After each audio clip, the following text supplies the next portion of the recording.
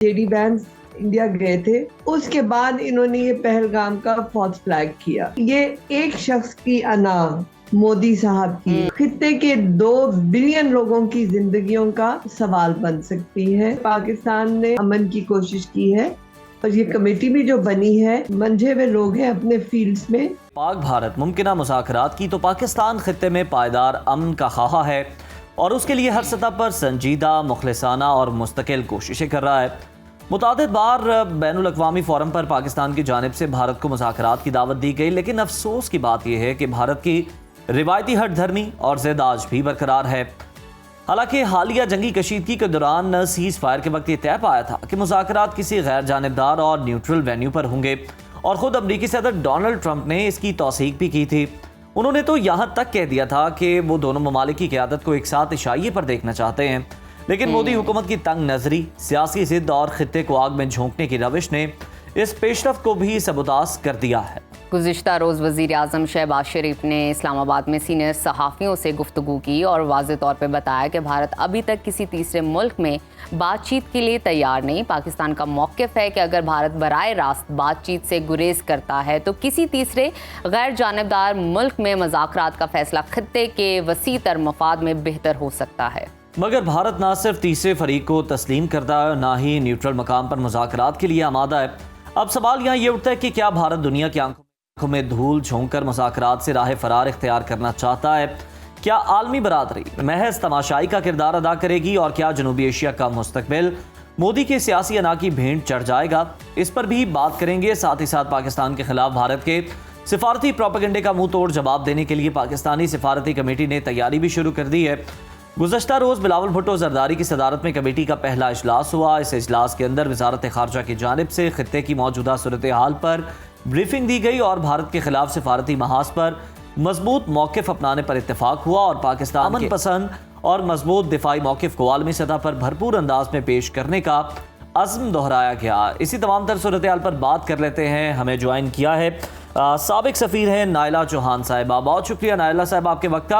आपको जिस तरह से मालूम ही होगा कि गुज़श्ता रोज़ सिफारती कमेटी का बड़ा अहम इजलास हुआ है, क्या लगता है आपको भारतीय प्रोपेगेंडे के खिलाफ क्या हिकमत अमली तय की गई होगी, किस तरह से तैयारी की गई होगी भारतीय प्रोपेगेंडे को टैकल करने की, क्योंकि आप भी ऑब्वियसली बड़े अहम पोजीशन पे सर्व कर चुकी हैं, क्या आपकी राय है?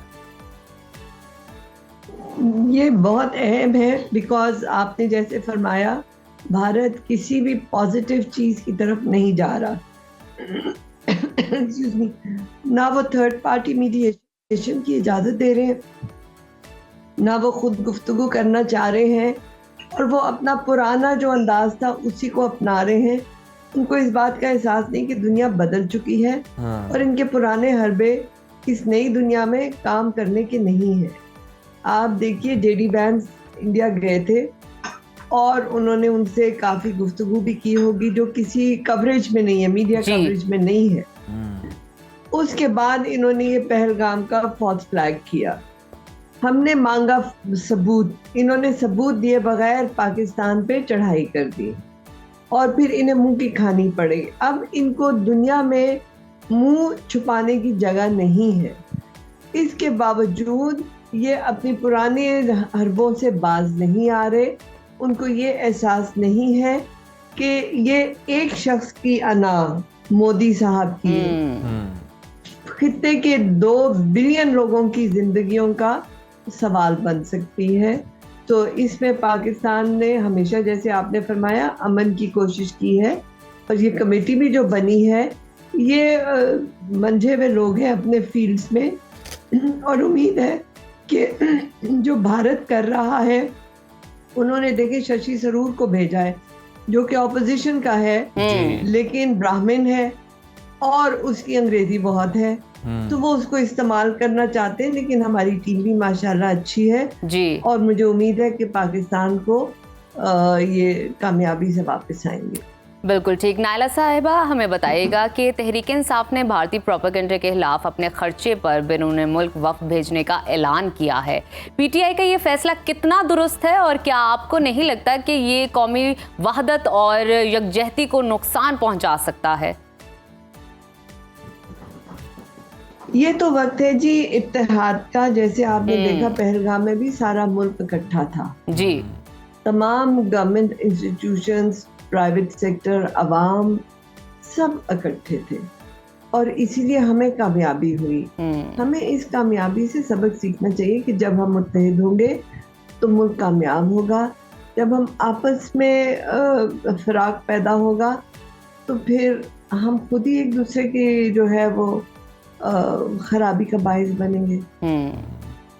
अच्छा नाइला साहब, आप पाकिस्तान और भारत के दरमियान मुमकिन मुज़ाकरात की बात करें तो मोदी हुकूमत ना तो किसी तीसरे फरीक को मान रहा है, ना ही गैर जानिबदार मकाम पर मुज़ाकरात के लिए तैयार है। बज़ाहिर लग रहा है कि मोदी हुकूमत मुज़ाकरात को टालने की कोशिश कर रही है।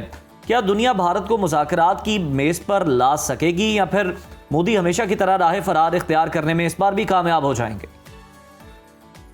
मुझे नहीं लगता ये हमेशा वाला सिलसिला चलेगा। आप देखिए कि ये क्यों थर्ड पार्टी नहीं करते, क्योंकि पहले ये शिमला एग्रीमेंट के बाद कहने लगे कि ये बायलेटरल इशू है, हालांकि नहीं था। अगर आप शिमला एग्रीमेंट पढ़ें तो उसका जो प्रियम्बल है उसमें है in the light of the principles of United Nations charter, और उसमें ये भी कहा गया कि this accord will not prejudice country parties commitments to international agreements और यूएन रेजोल्यूशन, जो कि सिक्योरिटी काउंसिल की रेजोल्यूशन है कश्मीर में। उसके बावजूद इन्होंने ढोंग रचाया कि शिमला के बाद बायलेटरल हो गया इशू।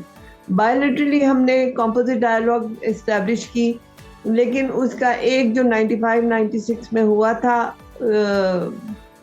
राउंड, उसमें ये कामयाबी हुई थी कि एजेंडा आइटम्स डिस्कस हो गए थे जिसमें कश्मीर शामिल था। उसके बाद से भारत ने कॉम्पोजिट डायलॉग को भी खराब किया। सो बायलेटरली वो नहीं कामयाब हो सकते हम। एक तो वो हमसे 5 गुना बड़ा है, फिर उसके बाद उनकी हठधर्मी है। कोई भी टेबल पे आए, दोनों साइड जब तक गुफ्तगू के लिए तैयार ना हो उसका फायदा नहीं है। पाकिस्तान का हमेशा से मौक़िफ़ है कि ये यूएन का इशू है, United nation security council agenda है ये, तो ये यूएन के होना चाहिए।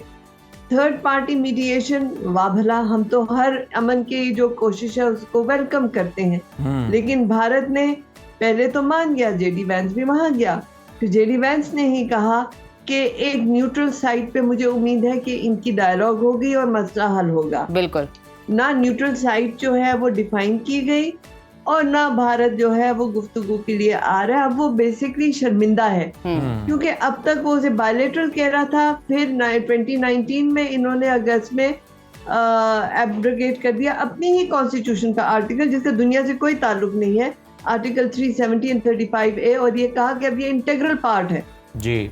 और सारी दुनिया को इन्होंने खत लिख दिए कि अब कश्मीर के बारे में कोई बहस होगी तो वो हमारे अंदरूनी मामलात में मुदाखलत समझी जाएगी, जो कि सरासर इंटरनेशनल लॉ के खिलाफ था। अब इन्होंने पहलगाम का फॉल्स फ्लैग किया जो इनके मुंह पे पड़ के, बिकॉज खुद ब खुद कश्मीर इंटरनेशनलाइज हो गया, सारी दुनिया ने उस पर गुफ्तगू करनी शुरू कर दी। तो जो मोदी साहब की जो कामयाबी वो समझ रहे थे कि उन्होंने कश्मीर को हिस्ट कर लिया है और इंटीग्रल पार्ट बना लिया है, वो तो उनके खुद ही करतूतों से नाकाम हो गया। अब अगर ये बायलेटरल नहीं करते तो फिर इंटरनेशनल फोरम तो हैं, इंटरनेशनल फोरा हैं, उनमें फिर डिस्कस किया जाएगा तो इनको मजीद नदामत होगी।